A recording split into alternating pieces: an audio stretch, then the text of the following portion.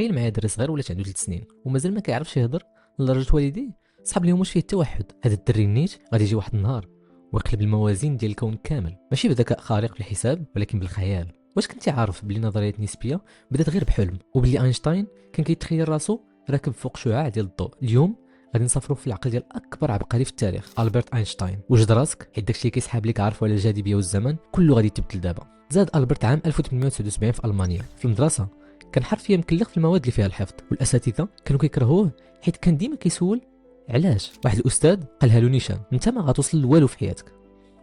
ولكن التغيير بدا نهار باباه عطاه بوصله. البرت بقى مبهور. علاش هاد الابره ديما كتشوف لجهه الشمال واخا ندورها؟ تمتم فهم بلي راه كاين قوى خفيه في الكون اللي ما كنشوفوهاش. فاش كبر ما لقى حتى خدمه مزيانه.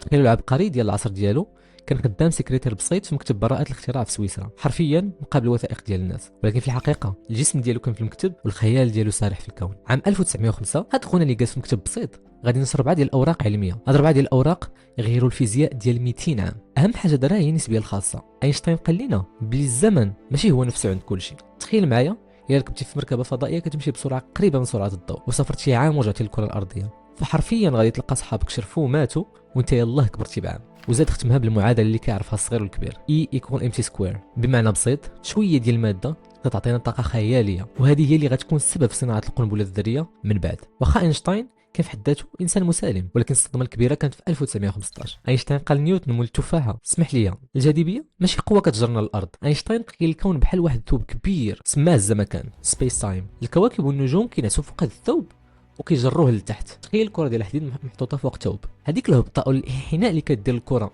في الثوب هذيك هي الجاذبيه.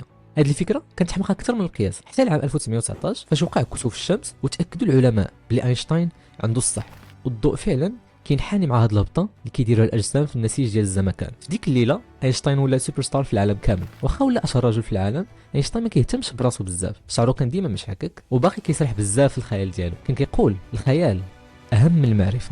اينشتاين علمنا بلي الذكاء ماشي هو شحال حافظ، ولكن هو القدره ديالك باش تخيل شي حاجه ما كايناش. اينشتاين مات عام 1955 وخلى موراه علم اللي فضلو دابا. كاين جي بي اس، الليزر، وحتى الانترنت. الدرس اللي ناخذوه من حياه اينشتاين هو ما تثيقش باي واحد يقول لك انت فاشل. العقل ديالك هو اقوى سلاح عندك، غير عرف كيفاش تستعمله. خليوني الاراء ديالكم في لي كومونتير.